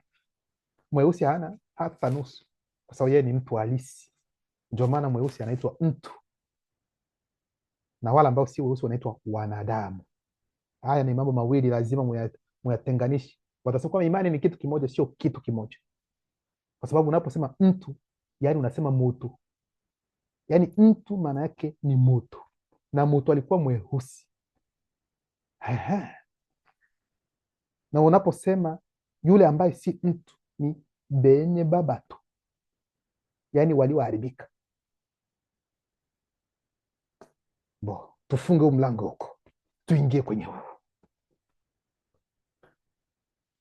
Kwa hiyo ndugu zangu, kuhusiana na mabadiliko ambayo mnayoyaona katika bara letu, iwe katika watu wanaume wengine ambao wanatetea haki, mtu mweusi apate kusimama nini. Kwa mfano, unapoona hao wanaojiita Wapanafricanist wanasema sisi ni Wapanafricanist nini, ambao wao wanasema kwamba wanapenda kwamba Afrika isimame, rudi, ifanye kama jinsi inavyotakiwa. Hao watu mnapowaona hao wanaosema hivyo, hapana kuwadharau. Yes, hapana kuwadharau, msiwadharau, kwa sababu nao pia wamo ndani, hata kama hawako na sisi katika ukweli huu, lakini kila mmoja atajenga kwa namna yake. Kila mtoto wa moto atajenga kwa upande wake, kila mtu anafanya ya kwake. Sisi tuko katika msingi wenyewe, lakini wengine wanaendelea kufanya kazi yao ya kuamsha bila wao hata kujua kwamba wanafanya kazi ambayo kwa namna moja iko sahihi, lakini hawako katika ukweli. Hilo lisiwasumbue, msiwadharau. Nasema hawa wanaojiita wa Pan-Africanist, msiwadharau, wanajenga nao pia kwa upande wao, wanarejesha kwa upande wao. Kwa hiyo neno lina namna yake ya kutumia wengine bila nyinyi kujua. Kwa hiyo mwelewe hivi, sijasema wakemiti wako katika msingi ambao hauko sawa. Hata wenyewe wa Pan-Africanist sio kwamba wanaabudu Luba, no, hapana. Lakini kitendo cha kusema tu wanapenda watu watoke katika hili na hivi, hapo ni sawa. Lakini wanafanya hivyo, lakini wengine wote, kila mmoja yuko katika dini. Sasa wewe utasimamisha watu weusi namna gani? Tena unabaki katika hizo dini za hao wazungu na Waarabu waliowaletea. Huwezi ukaendelea. Namna gani mkoloni amekuletea hiki, unapenda kutoka katika mikono yao, lakini bado unabaki kiroho umefungwa katika mambo yao, haujakuwa huru. Kwa hiyo ndipo akasema hapa, lakini ninyi mtaitwa makuhani wa Luba. Luba, mtaitwa watumishi wa Luba, muumba wa pekee. Mtakula utajiri wa nchi na mtajisifu kwa utukufu wenu kulingana na neno la Luba. Watu weusi, hiki kipindi kitafika, sisi sote tutakuwepo. Tutakuwepo, tutakuwa hatupo tena. Ndio maana watu, wakati unapoishi ujue kwamba siku moja utatoka. Wewe unanisikia, ujue kwamba utakufa. Ujue hata kesho unaweza ukafariki, hata kesho kutu unaweza ukafariki. Na kama hutaki kufa, hautakiwi kuzaliwa, kwa sababu ikiwa umeishazaliwa lazima utakufa.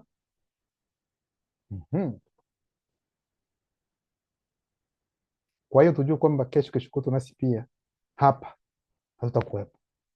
Itafika wakati hizi video na mimi sitakuwepo tena, nimeondoka. Nao pia kuna siku ambayo utaondoka. wengine watakuja.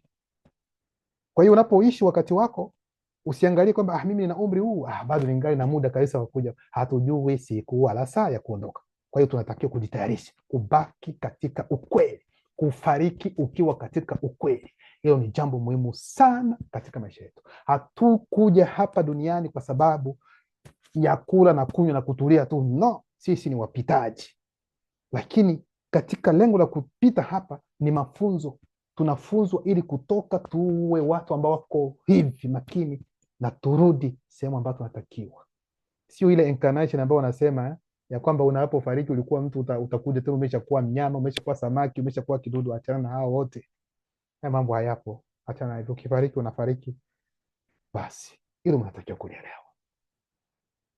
Kwa hiyo, lakini ninyi mtaitwa makuhani wa Loba, mtaitwa watumishi wa Loba, muumba wa pekee. Mtakula utajiri wa nchi na mtajisifu kwa utukufu wenu kulingana na neno la Loba. Hivyo ndivyo wanavyotuambia. Kwa hiyo wakati huu wanapenda kutuambia kwamba katika kipindi hicho wale watu ambao wataingia katika utawala huu wa miaka 1000 wao watakuwa ni makuhani wa Loba. Na makuhani, hiyo M imeandikwa M ndogo, sio M kubwa, hapana, ni M ndogo kabisa, na mtaenda kuelewa kwa sababu hapa Wonja anatuelezea kuhusiana na utawala wa miaka 1000 katika hali inayoonekana gisi itakavyotendeka katika hali inayoonekana katika kipindi hicho cha miaka 1000. Ni akina nani ambao watakuwa humo? Ndio hao ambao ni walioanzishwa, wale ambao wanaokubali ukweli, wale wanaotii neno la Loba Tete, ndio watakao kuwa watumishi wao, watakuwa makuhani.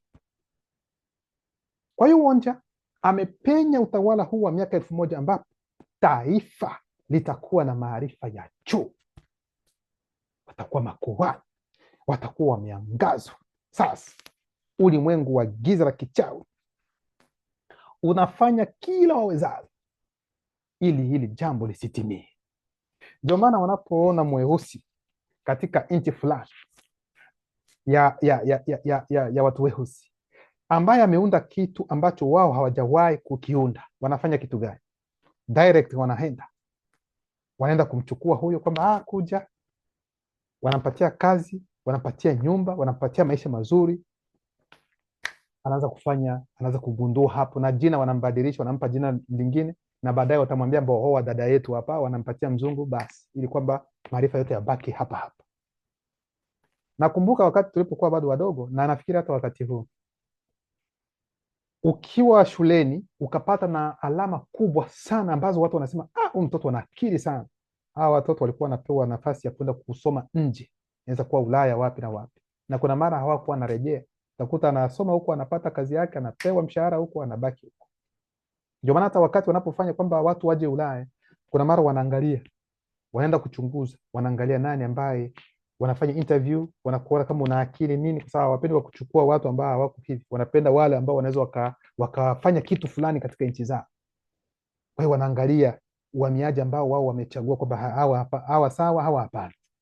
Lengo ni nini? Ni kwamba kila kitu ambacho mweusi atakifanya ambacho kinaweza kikabadilisha Afrika, kwao hilo alipitia, lazima uende kuchukua, basi wakulete huku, watakupatia mshahara mzuri kabisa hadi unasahau nyumbani unawekwa vizuri nyumba na wengine, kila kitu kiko sawa, alafu nakuja kuangalia maisha kwetu nyumbani, unasema nikirudi nyumbani bwana, tena huku utakuta huko hivi kidogo umeme unazimika pup, hayo maisha mimi siwezi bwana, hata nibaki huko kwangu.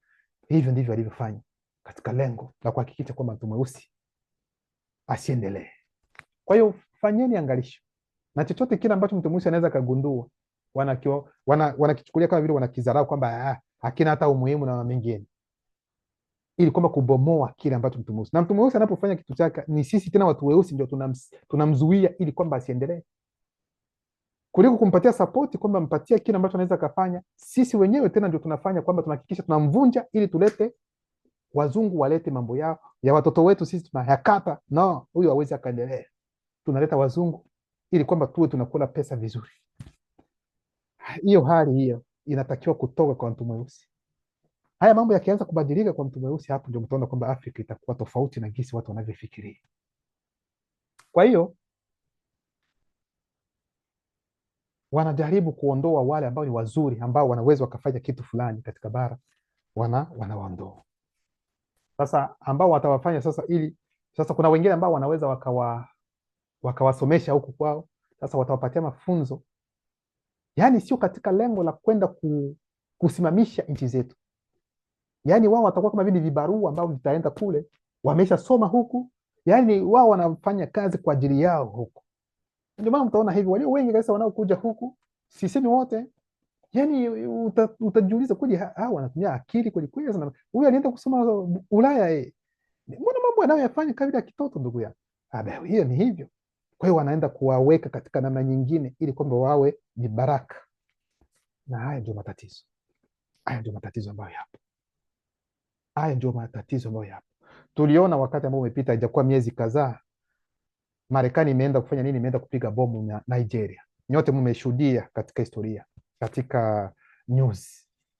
Marekani imerusha bomu, nasema kwamba wamepiga magaidi, na inasemekana kwamba ni rais wa Nigeria ndiye aliyeruhusu kwamba Marekani waende kufanya hivyo. Lakini mmesahau kitu kimoja, na ndio maana hapa kuna kitu ambacho hakiko sawa. Kuna kitu ambacho hakiko sawa, hakieleweki. Maana kuna kavurugu ambako kalitokea hapo katika hiyo nchi ambayo inaitwa Benin, jirani na Nigeria. Tuliona jeshi la Nigeria limeingia pale, likaingia Benin, likapiga pale ili kutetea uongozi ulio madarakani. Yes, kwa sababu wanapenda kusaidia ndugu yao ambaye yuko katika hatari, wanapenda kumsaidia kwa sababu walitaka kumpindua. Jeshi la Nigeria likaingilia kati, likafanya kile ambacho walichokifanya, nyote mnakiona. Hilo limepita. Lakini tunaposhangaa sana, ndio swali ambazo ziko hapo, ili wao wa Nigeria kupata kujilinda, tunaona kwamba ni Marekani inayokuja tena kupiga magaidi, wanapiga mabomu ili kwamba isaidie Nigeria kupiga magaidi. Sasa hiyo nguvu walioitumia huko Benin kwenda kusaidia, kwa nini wasitumie kwa kutokomeza huu ugaidi ambao unawasumbua? Sasa inakuwa namna gani tena Marekani ndio ije ifanye hivi? Wewe unaenda kupiga kule kuweka amani, wakati katika nchi yako magaidi wamo, lakini hatujaona wewe unafanya hivi, tena watu wengine ndio wanakuja kukufanyia. Sasa ndio maana kuna vitu ambavyo haviko sawa. Sasa hapo ndipo tujiulize. Kwa hiyo Wonja ameongelea utawala wa miaka 1000, taifa litakuwa na teknolojia ya hali ya juu, lakini kabla ya haya yote watu weusi wanatakiwa kwanza kuwa huru, kwanza kiroho. Uhuru wa mtu mweusi sio kimwili. Yote ambayo watu weusi kwa sasa hivi wanaweza wakajitahidi kupenda kuweka vizuri, marais wanajitahidi kuweka vizuri nchi zao, lakini adui yeye anapenda kuharibu tu. Yaani adui yuko pale kutaka kufanya nini? Kuharibu. Ndio maana ndugu zangu, mimi naweza nikawaambia kitu fulani, mfanye angalisho sana. Mimi nimeshawaambia kuhusiana na marais katika bara letu weusi, wale wengi wako pale katika lengo la kuwakejeli na kuwalalamikia sana, mbaya, fanya hivyo wewe, ovyo. Sawa, unaweza, una haki, kama kuna kitu ambacho hakiendi vizuri, una haki ya kuongea, lakini fanyeni angalisho pia, kwa sababu hamjui ni nini ambacho kinachotendeka nyuma. Hamjui kuna system, kuna mfumo ambao uko nyuma, ambao hata yeye rais hawezi akafanya chochote. Anaweza kuwa na nia nzuri, lakini anatakiwa kwenda vipi, na akienda tofauti wanammaliza. Sasa wewe unaona namna gani? Yaani ni kitu, hata wewe mwenyewe ukiingia kwa sasa hivi utakuwa hivyo hivyo tu, na ukisema kwamba labda uende tofauti, mwisho wako unafika. Kwa hiyo kuna mara watu wanasema ni sawa, ni vizuri kulalamika, tutaita sijui nchi za Marekani zije kufanya hivi tutetee. Hai,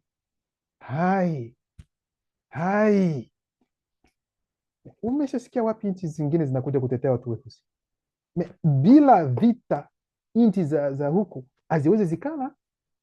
Hakuna nchi, hakuna rais ambaye atatoka huku ambaye atafanya kila kitu ili kwamba nchi fulani, katika nchi fulani kuwe na amani.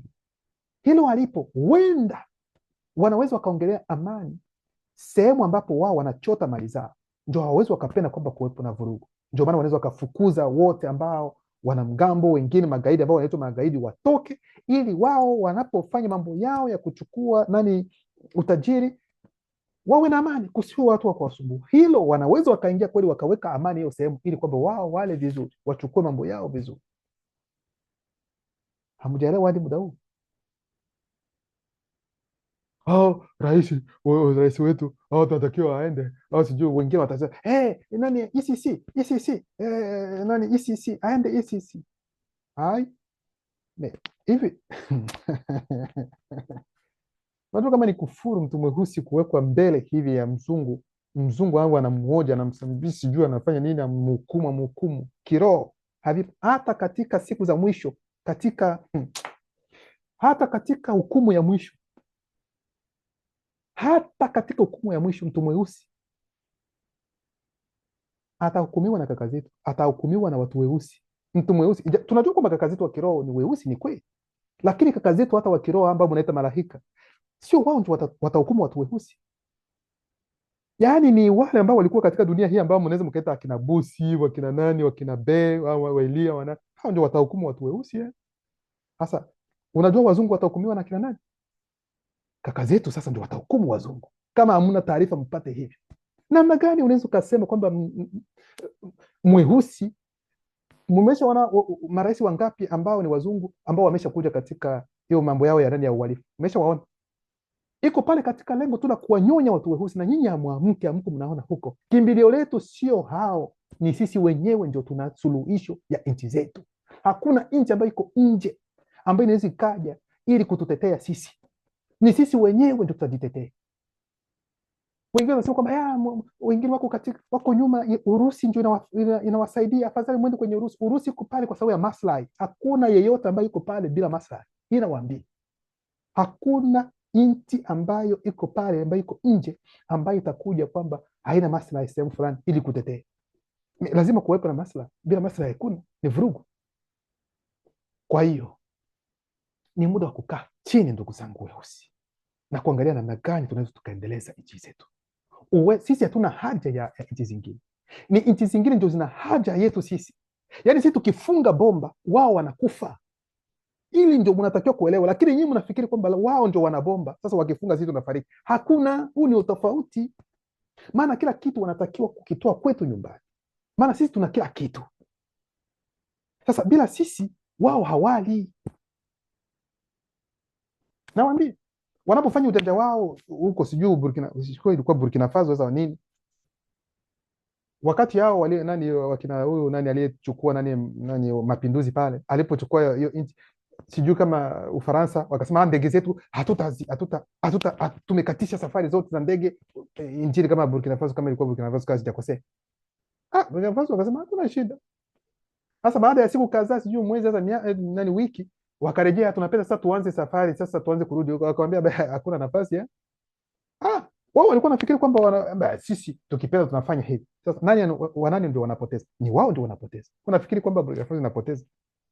Sisi watu weusi hata watufanyie nini wafanye, watu weusi wakikaa chini wawe hivi kitu kimoja, wafungamane wote, wasiwe mabeberu, wafanye kazi yao hivi, watapiga magoti ili kupata kile ambacho tuko nacho. Kila jambo na wakati wake. Kwa hiyo utawala wa miaka 1000 ameongelea hapa katika hali ya kimwili kwamba kutakuwa teknolojia, watu weusi watakuwa na elimu, watakuwa wameelimika tena zaidi, kwa sababu elimu ndio mtu mweusi, ndio msingi wa kila kitu. Hakuna mzungu ambaye anaweza kujua chochote kama si msingi kutoka kwa mtu mweusi. Kwa wakati huu unaposema hivi, wengine wanasema imani nenda kule bwana, mtu mweusi hajui chochote. Mtu mweusi gani ambaye tunaongelea kwa sasa hivi? Mambo yote ni mtu mweusi. Mtu mweusi alikuja kitambo katika dunia hii, wazungu wote hawajaji. Kuna miaka mabilioni na mabilioni na mabilioni mtu mweusi yuko hapa duniani, hakuna rangi nyingine. Hivi mnaelewa gisi nasema bilioni na mabilioni. Rangi zingine hazijaji. Kwa hiyo wanajua kila kitu. Na ni wao ndio waliowafunza hao wazungu namna gani hata kuoga, kuwasha moto, kuvaa, kula. Ni mtu mweusi ndiye mwalimu. Lakini angalia sasa, ndio hayo ndio mtakumbuka kitabu cha Kumbukumbu la Torati. Someni hata ndani ya Biblia za kisasa kwenye 20 kama 28 huko, kwamba laana ambayo itawatokea ndio hii. Muhimu ni kuwa vitu mtakuwa ni mkia. Someni, inahusu watu weusi, sio watu wengine. Someni.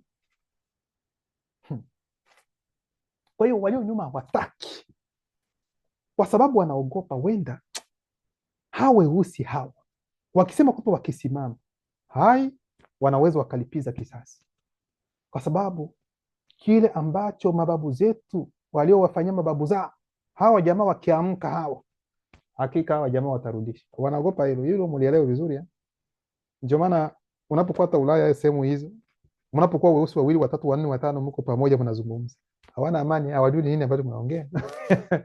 Tuko huku kwa muda wa kutosha na tunajua mambo ambayo yanatendeka, tunamwambia kile ambacho kipo. Ndio maana watakuja kuongelea amani, lakini wao ndio wanaoleta vurugu nyuma.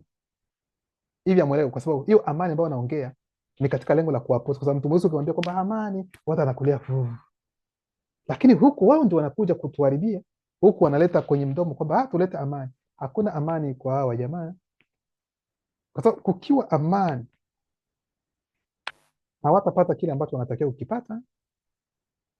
Ndio maana kitabu cha Ufunuo sura yake 20, sura yake ya 20 mstari wa kwanza hadi 2 inasema, na kabla ya kusoma ni kwamba ni utawala wa miaka 1000. Ndugu zangu, sasa msikilize vizuri hapa. Sasa tutaenda kuongelea sasa watu walio duniani, na sio kwamba ni watu ambao wamefufuka ili kushiriki utawala huu wa miaka 1000. Hapana, sikilizeni kwa makini ndio mtaelewa vizuri. Sasa hapa hivi sijaongelea wale ambao wamefufuliwa. Mmesikia nimesemea kwamba waliofufuliwa wameshaingia nao pia katika utawala wa miaka 1000? Bado hao wote ambao tunaongelea hapa ni wale ambao wataingia tu katika kipindi hicho, watakuwa katika kipindi hivi, boom, shetani mlibabu anafungwa na wengine wanafungwa nao pia, wameingia katika utawala wa miaka 1000. Hao ndio tunaongelea kwanza hapa. Sijagusia kuhusiana na wale ambao wamefariki katika ukweli. Je, watakuja nao pia katika utawala huu wa miaka 1000? Watakaa katika dunia hii? Nyumba zao zitakuwa wapi? Wataishi namna gani? Kwa sababu ni maelfu kwa maelfu kwa maelfu kwa maelfu. Itakuwa namna gani nao pia, kuanzia kipindi cha kina moto hadi muda huu? Wakija nao pia watakuja, wanaanza kula chakula, nyama nini, nao pia wanaanza nyama choma. Itakuwa namna gani? Tunaenda kwanza kwa wale ambao wako hai tu kwanza.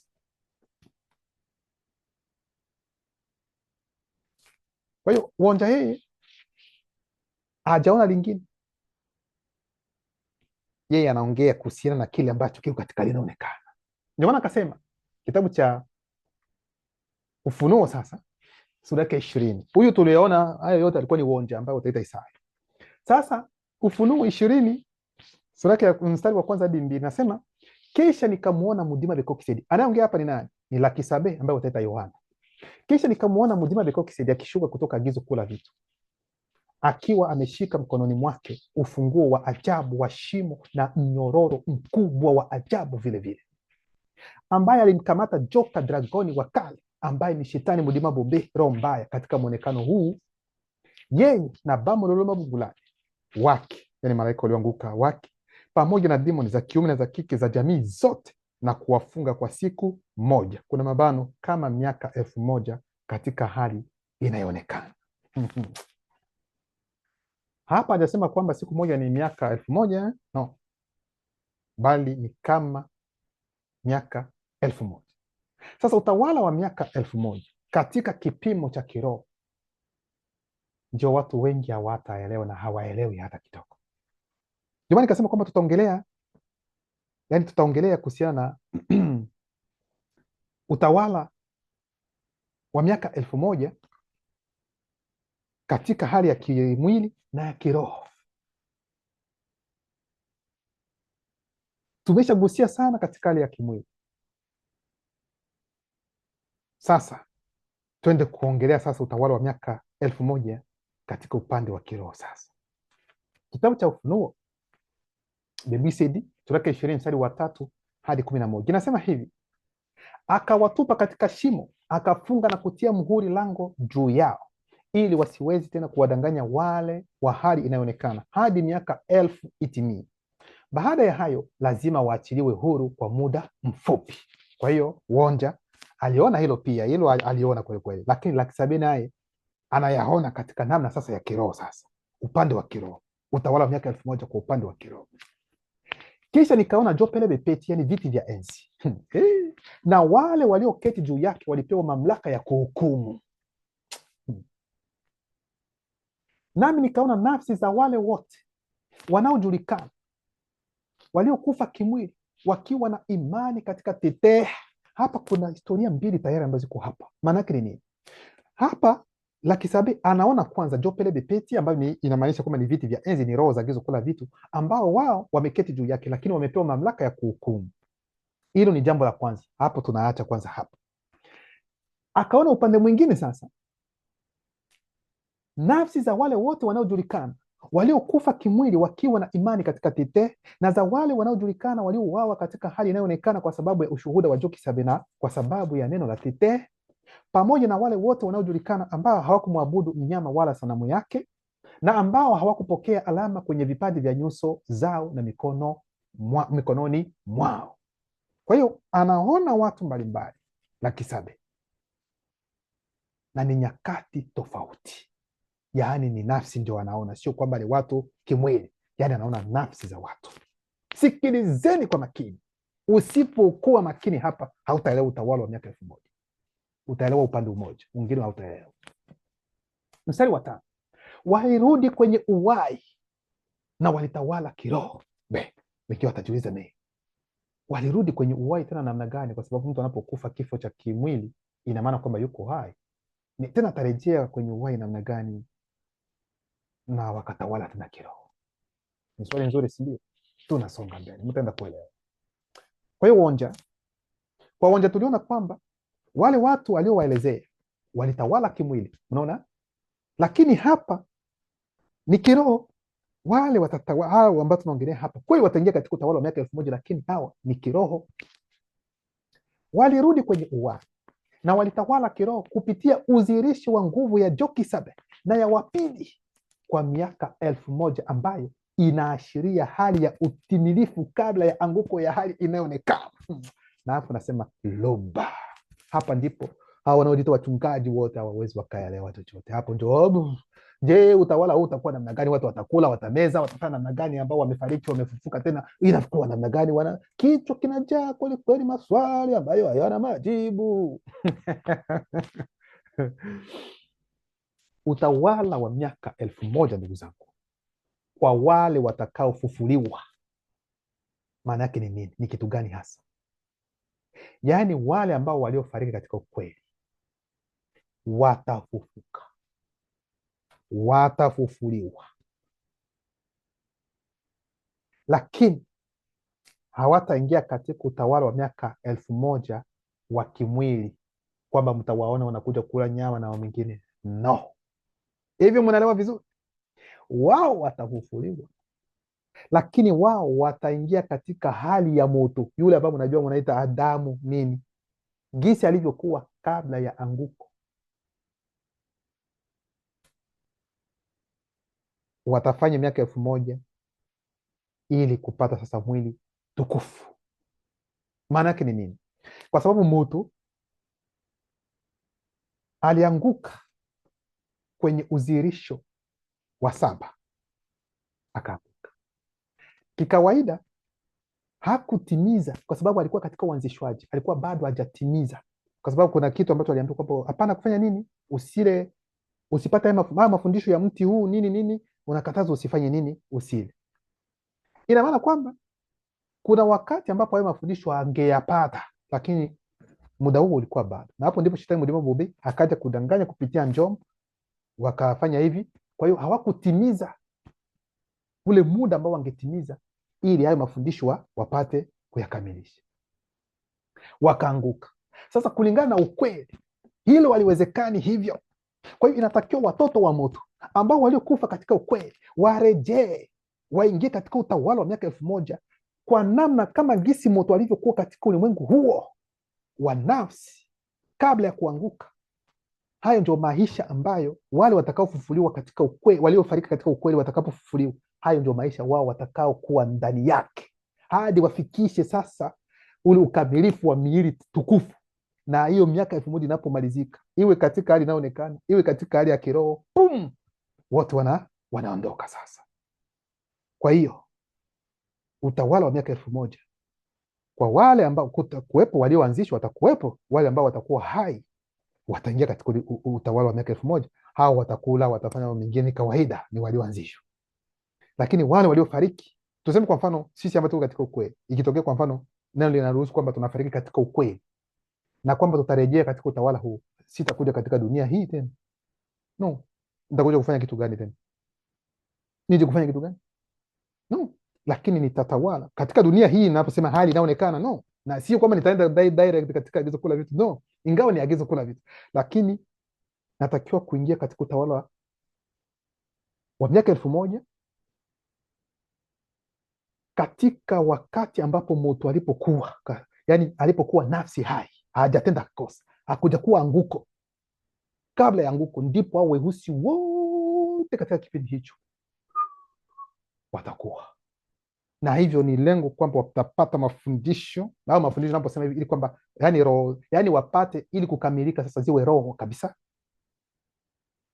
alafu watanyakuliwa. Ndio maana nikasema kwamba hawa wachungaji wa uongo kati hawawezi wakapenya hai. Nafikiri hapa hivi wamepata ufunuo, sema alafu baadaye wataenda kanisani huko, haleluya, amena, Mungu ameniambia nimepata ufunuo alafu watasema hivi gisi ninavyosema. Waambie watu ukweli, warejee, waje nyumbani. Hapa ndio kuna ukweli. Funuo zote ziko hapa wazi. Wafu waliobaki hawakufufuka hadi miaka 1000 ilipotimia. Huo ni ufufuo wa kwanza. Maana yake ni nini? Wafu waliobaki ni kina nani? Ni wale ambao waliokufa katika uongo, katika hizo dini zinazosemekana kwamba zimefunuliwa. Hawatafufuliwa, wao watabaki hiyo miaka 1000, wao hawajafufuliwa hadi miaka 1000 imalizike, ndipo wafufuliwe waende kuhukumiwa. Huko wakienda kuhukumiwa kulingana matendo yao, sio imani lakini matendo, kama wanaweza wakaokolewa inawezekana, na wengine ambao hawataokolewa wao na shetani huko na mlima uvina wengine, ingawa kila watu watakuwa kwenye level yao ya adhabu na mambo mengine na kuingia katika usaulifu wa milele. Hayo ni mambo yao. Unaona hicho kitu ndugu zangu. Kwa hiyo ikiwa kuna urejesho kuhusiana na utawala wa miaka 1000 kimwili, yani tunaona hivyo urejesho huo kiroho, kwamba kuna utawala pia wa miaka 1000 ambao waliofufuka watafikia utimilifu kabisa wa kiroho ili kupokea mwili tukufu. Ndio maana kitabu cha Uonja sura yake ya 59 mstari wa 6 tukaona kwamba tuliona imeandikwa makuhani na emu ndogo, yani hao makuhani ni walioanzishwa ambao wako katika utawala wa miaka 1000, lakini kwa namna ya hali inayoonekana. Sasa twende kuangalia kwa upande sasa wa kiroho ni namna gani. Mstari wake wa 7 wa kitabu cha Ufunuo 20 nasema, heri na watakatifu wanaojulikana, wanaoshiriki ufufuo wa kwanza. Ndio wale ambao waliofufuliwa, niliosema. Kifo cha pili hakina nguvu juu yao, bali watakuwa makuhani. Makuhani sasa, hiyo ni emu kubwa katika huduma ya tete ya Jokisabe na ya wapili, nao watatawala kwa miaka 1000. Hao ni katika kiroho kwa hiyo kuna urejesho katika hali inayoonekana ya kimwili, lakini pia kuna urejesho katika hali isiyoonekana ambayo ni ya kiroho. Wakati miaka 1000 itakapotimia, shetani mlima bubero mbaya bamuluma bungulani, malaika walioanguka pamoja na demoni za kiume na za kike za jamii zote wataachiliwa kutoka gerezani mwao, nao watatoka kuwadanganya mataifa walio katika pembe 4 za dunia ili kuwakusanya kwa vita. Idadi yao ni kama mchanga wa bahari. Nao wakapanda juu ya uso wa dunia, kuna mabano, kwa sauti nyingi, wakaizunguka kambi ya watakatifu katika wase bara pendwa, kuna mabano, kwa maana wakati huu pia utatamaniwa kama wakati walipokuwa wakiishi Mbowa Mudongo, ambao wataita Magog, mjukuu wa Wumse, na Mudongo yani Gog, mzao wa Muna, ambao wataita Ruben, mwana mkubwa wa Tindi, ambao wataita Yakobo. Lakini moto wa neno ulishuka kiroho kutoka mbinguni na kuwateketeza wao. Kwa hiyo nikupenda kuambia kwamba shetani mlima bobina na kikosi chake watakapofunguliwa baada ya hiyo miaka 1000, yani atakusanya sasa wale wote wanaofanya kazi kwa ajili ya wachawi, yani wachawi wote teme wanaofanya kazi ya ulimwengu wa giza la kichawi, atawakusanya katika lengo la kwenda kupigana live, sio kiroa. Atawakusanya, yaani watajitahidi ili kwamba waende kupambana na watakatifu katika bara letu. Ndio hilo ambao wanaita vita vya Armagedoni. Hivyo vita kwamba zitatokea huko, au sijui vita vya tatu vya dunia, n'importe quoi, tuachene huko. Itatokea wasi, ndipo watapenda, sio kwamba hivyo vita vitapiganwa, no. Wao watajiandaa, ulimwengu wa giza la kichao watajiandaa na wale washirika wao watajikusanya na silaha za nyuklia na nini, lakini nyuklia karibu zote watu weusi watakuwa tayari wameshakuwa nazo. Watajiandaa katika lengo la kwenda kupambana na wale wanaotii neno la lugha tete katika wasi katika bara letu Mwenyele, lakini hawatafikia hata kupambana kwa sababu kutatoka moto yeah. Utatoka moto wa neno utakaoshuka kiroho kutoka mbinguni na kuwateketeza wote. Yani hakutakuwa haja ya vita. Hivyo vita havipo. Wao watajikusanya kwamba waende, lakini hawatafika, hawatafanya chochote. Kwa hiyo wanaambiwa kwamba Magogi, jinsi mnavyosema Gogi na Magogi kwamba labda ni mashetani, mademo, no, ni watu. Umeambiwa kwamba hapa huyu ambaye mtaita nani, Magogu anaitwa Mbowa Mudongo, yani ni mjukuu, ni mmoja kati ya wajukuu wa Umse wa yule ambaye mtaita Nu. Ndio huyu ambaye ni Magogi, na huyu ambaye mnaita Gog ni mmoja kati ya wazao wa Rubeni, yule Muna, yani ambaye mnaita Rubeni, mtoto wa kwanza wa nani, wa Yakobo. Kwa hiyo Gog na Magogi sio kwamba ni wanyama, sio wale mademoni ambao Yesu wenu atakuja kugangamiza mwingine, no, ni watu ambao waliishi katika kipindi hicho. Sasa wanawaambia kwamba yani watatamani sasa, nitasoma ili muende kuelewa vizuri Nao wakapanda juu ya uso wa dunia kwa sauti nyingi, wakaizunguka kambi ya watakatifu katika wasi bara pendwa, kwa sababu wakati huo kumrazi pia, yani wasi itatamaniwa tena, yani wengine watawatamani wasi hapana mzako, sasa itarejea katika utukufu wake, tuseme uzuri wake, kwa sababu kila kitu kitarejeshwa. Uzuri wa wasi utarejea. Mulende nawaambia kwamba neno likiruhusu kwamba mnaonyeshwa namna wasi ilivyokuwa, hata kwa mahono kwamba wasi ilivyokuwa, hamwezi mkaamini. Utasema kwamba ni nini ambacho kilitokea, ni nini? Yani mnaweza mkaona, unaweza ukabaki katika maswali hadi mwisho, unajiuliza ni nini kilitokea kwa bara letu, kwa sababu ilikuwa paradiso hapa duniani. Ilikuwa ni mnaposema paradiso, ilikuwa ni paradiso hapa duniani, hadi mnaweza mkajiuliza ni nini ambacho kimetokea kwa bara letu. Sijaona. Hivyo ndivyo Mungu anatuambia, lakini neno likiruhusu kwamba uone, unaweza ukaona, inaweza ikakuonyesha tu, ni kama vile kila kitu kipo. Neno likiruhusu kwamba ikuonyesha kwamba moto yuko katika bustani, bado hawajapata mafundisho, unaweza ukaona kila kitu na jinsi walivyoanguka. Unaweza ukaona kama ulimwengu wa kiroho unakubali, unakufungulia kwamba uone, unaweza ukaona kila kitu kipo, kila kitu kipo. Kwa hiyo haya ni mambo ambayo yapo. Kwa hiyo Gog Magog sio kwamba ni madimu, wanaweza wanyama, sijui no, monster, no, hapa ni watu tu, mjukuu wa Umse na mzawa wa nani, wa Rubeni. Kwa hiyo muelewe hivyo.